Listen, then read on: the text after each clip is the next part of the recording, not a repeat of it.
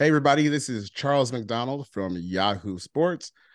I'm joined by a very special guest today, former TCU wide receiver Quentin Johnston, who has a chance to be the top receiver off the board in the upcoming 2023 NFL draft. Right now, he's outside, and it looks like there's about to be a torrential downpour. So, the first question I have for you, Quentin, are you safe right now? Yes, sir. Well, I feel safe. Yeah, so I'm pretty safe right now. But if it gets too crazy, I'm right next to indoor, so I'll be all right. Yeah, you're at the age where you're always supposed to feel safe. And ain't no Yeah, tornado man. gonna do anything to me. I'm Yeah, a man. big man on the block. So Yeah, so we're just gonna get into about your path here and what you've been up to recently. I looked up and I saw that you had originally committed to Texas first, yes, sir. and then flipped to TCU. What was your rationale and your thought process behind that? Yeah. Okay. So yeah. Never really took many visits coming out of high school. I just kind of it was all honestly kind of just out of my comfort zone. Um, with recruiting and all that, I kind of narrowed everything down to staying in Texas. Took a whole bunch of visits to Texas. So I'm like, I bet like I only visited two more of the schools besides that. I'm like, okay, I didn't like I feel like Texas was the one at first. Um, and then my position coach, Coach Malcolm Kelly, convinced me to take just one official at TCU. And then honestly, that one visit, I fell in love with the campus. It's a private school, small town, which I'm from a small town, Temple, Texas. So it honestly all just kind of fit. That plus with the class size being smaller, having a more intimate relationship with the professor, opposed to being in like a big auditorium where the professor barely knows your name.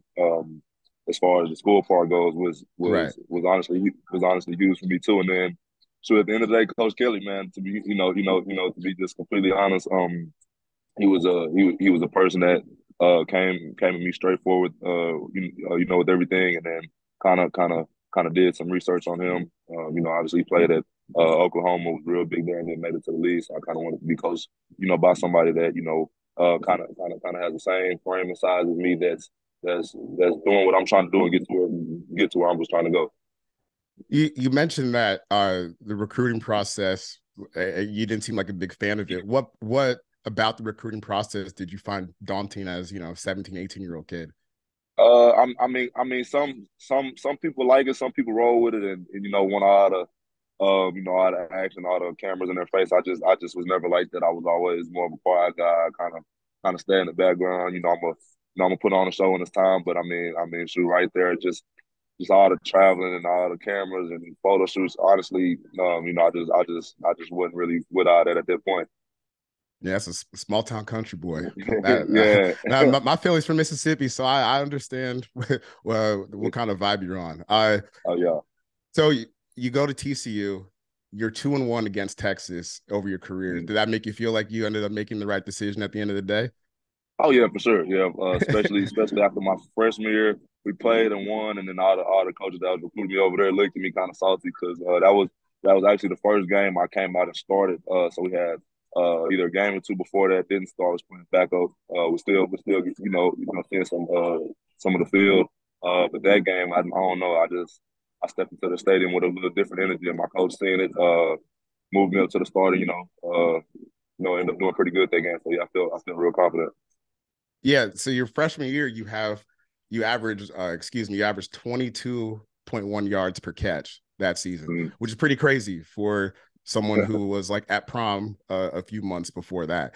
Yeah. What about the college game was easy for you to, or what about your skill set made it easier for you to translate to the college game? Because you know, even as someone like me who only played like Division III football, it's a big jump Mm. from high school to like Oh any yeah, level for of sure. college football. So Yeah. you come in as a young kid and you balled immediately. What kind of made it easier for you in your transition there? Yeah. Just coming in initially, with the yards after the catch, just pure like, okay, like I know these guys been here for 3, 4, 5 years. I'm honestly not trying to get hit right now. I'm a freshman coming in. I was like 187 coming in, I think, playing that first year. So I was tall, but I wasn't the biggest guy. So I played running back, back in Pee Wee football, and then middle school. So, my whole process of thinking was just, man, just get away from this as fast as you can. So, I feel like with having that background of being a running back, being forced to be shifty and stuff like that, kind of translated, when I came up here to play receiver. Do you feel like a running back sometimes when you get the ball in your hand in open space? Do those skills kind of come back to you? Oh yeah, all the time for sure. What is that? How you feel like you're going to make your mark in the NFL moving forward? Like yards Oh after yeah. catch. Yes, sir. Yes, sir. Yes, sir. Obviously, it's been something that's been working for me huge in college.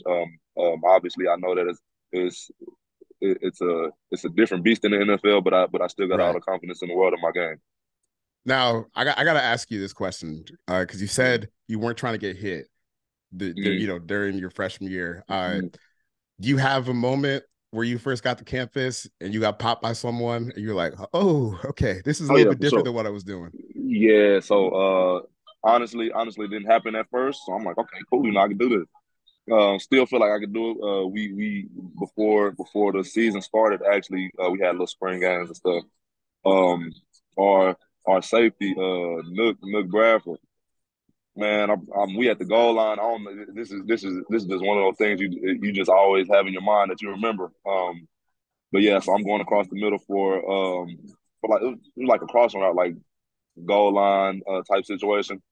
High ball. My quarterback threw it to me high to get away from the defender. Jumped up. Big mistake. As soon as I jumped up and came down, he put his whole shoulder and helmet into my rib. I almost flipped. I'm out of breath. I'm like, man, I probably want to go hoop after this. I don't know about this, but yeah, for sure. That was for sure the point right there. I'm like, yeah, this is different. Ain't nobody get a hold of me like that in high school. Was that one of those moments like where you go back to film the next day when you're in your meetings and they're rewinding that over and over and over Yeah, again? yeah. I'm like, man, move on to the next play, man. Come on. uh, One thing that I think is kind of interesting as far as you move from high school to college and now obviously the NFL is next. I think one aspect that doesn't get talked about a lot as far as training is maybe more quarterbacks is like the whiteboard stuff, like where you're learning more about like what NFL teams are doing compared to your college experience. What things have you been trying to learn as far as X and O's and strategy that you think can help you moving forward this year? Yeah, for sure. I feel like the biggest part, for sure, is actually knowing and understanding defenses. I know a lot of people don't really realize how big that is, but for sure, learning and understanding defenses, and then because like at the combine, like they'll have you on the board and try to teach you some of the plays. It's just like long-winded plays, and then you gotta kind of pick out what part of that little speech he just gave is actually talking to you. Right. It's just a lot of practice that goes into that, and kind of just really like honing in on like which part is yours. What's a receiver that you would say you kind of model yourself after when you're trying to get ready and prep and guys that you feel like, oh, I can kind of play the game like they did? Mm-hmm. Oh yeah, so somebody I've been watching kind of coming into college, just coming off the ball and all this, like loosening his routes is Devontae Adams for sure. Somebody I've been very high on. I watch all his interviews, all his little film breakdowns, and I mean from the start, from the time he came to the league, had a rough start to how he kind of overcame all of that, and then obviously now one of the best receivers in the NFL. What was the moment in college where you had either, I feel like I'm ready to declare for the draft, or was there a moment where you were like, okay, I can really do this NFL thing and be a highly touted receiver? What did that moment kind of look like for you? Um, Freshman year, I was like, okay, I'm pretty good, but obviously the league was still kind of far in the distance for me. Sophomore year, I started heating up, and then when we played OU. Obviously, historically, OU was a very, very good football program. Always winning Big 12 championships, and, everything like that. Had really good players on the team, but I don't know. It was just something about that big stadium. I mean, because honestly, that was the first time I played in a packed stadium. Because when I came in 2020, my whole freshman year, we had cardboard cutouts of people in the stands to make it look like it was filled up. So walking into Norman, Oklahoma, that was my first time uh actually like just experiencing that many people in the stadium, and just something about that turned me up. I feel like yeah, this is what I was like blessed to do, blessed to play. End up scoring 3 touchdowns that game, and had should basically put on a highlight reel. One of my touchdowns, I got some Randy Moss gloves for got to talk to him, so that was pretty cool too. I didn't even put two and two together that your first year at TCU would have been the COVID year. What was that like? Especially going from 2019 where it feels like everything is kind of normal, and then right before you know it, everything has changed. What was your freshman year like under those guidelines and restrictions? Yeah, so obviously going into college, you can get prepared for anything as much as you can, but you don't know how it's going to be until you actually get there. I got there. I'm like, okay, I was kind of expecting something different. Everything was on Zoom. I was like, honestly, campus was just dead. There was nobody but football players and like different athletics, but everybody was spread out. We had to have like practices with the team divided up. It was honestly kind of weird. Really, really, really didn't feel real, if that makes sense. It just felt like what's going on? Like, this is how college supposed to be. And then the next year, once we all actually start going back into class, I'm like, oh, this is everything I missed out on my first year. So yeah, it was just all together kind of weird. I want to ask you a question about your coach, Sonny Dykes, because he's been a guy that has risen through the ranks a lot over the course of his career. And especially after this past season, has established himself as one of the premier coaches in college football. What do you think makes him such a productive coach and someone that helps you translate what you're doing throughout the week to get you to be productive on Saturday? Just his overall style of coaching. He was letting everybody be themselves and like be themselves with certain restrictions, and then the incorporation of his strength and conditioning staff that he brought in Kaz Kazadi was for sure a big part of that. We already felt like we had a pretty good amount of discipline as a team, but on the other side, we didn't realize how much we needed until they came. So first day they came in, they was on us quick, and it kind of honestly gave everybody a wake up call. So from that point forward, we all knew what we had. We just had to like put in the work and just do it. What areas of discipline did you guys feel like needed correcting, or did you notice got corrected as Sonny started his tenure there?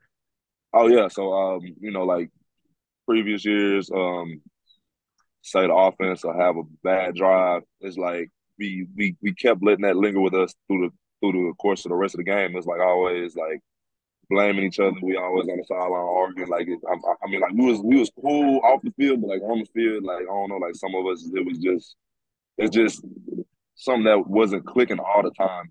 Because through the past few years, honestly, we had, in my opinion, one of the best teams in the Big 12 is as far as our upside. We just wasn't playing together. It was always like some pieces and stuff that's like, that's not working for us.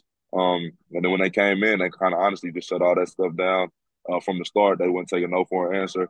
I mean, like everything we did had to be a certain way, a certain style. We had to walk a certain way.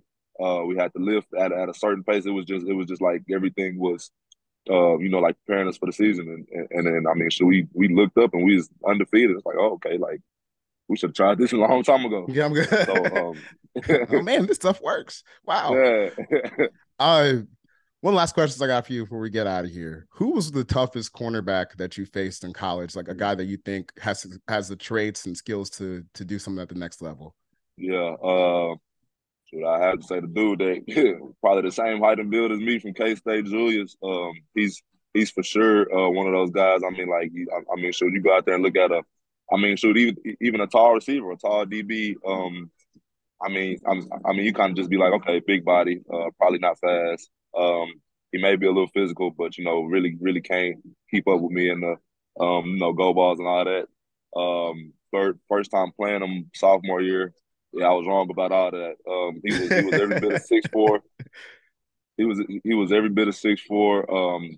His scout report said like 205. He was all of 210, 211 for sure. And then shoot, just as physicality at the line was something that I haven't seen like up to this point. And then shoot, the go balls, he was running stride for stride with me. So after the first time I played him, I was just looking forward to playing him the next time. I'm like, okay, bet.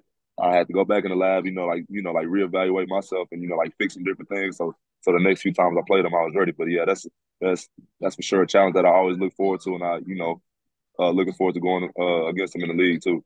Yeah, so that's Julius Brents from Kansas State. That's a Yeah. ringing endorsement.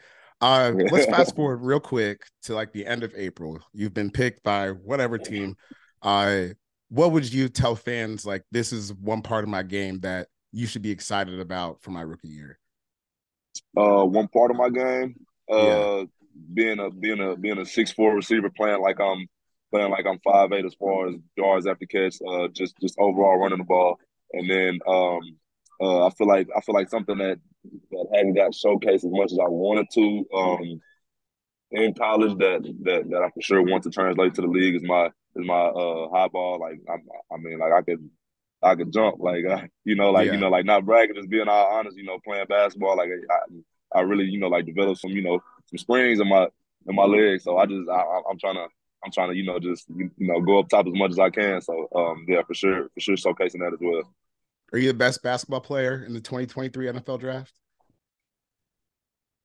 I would say so. I'm not really sure who all who's, but yeah, for sure, for sure. I got all my money on me right now. That's the kind of confidence you got to have.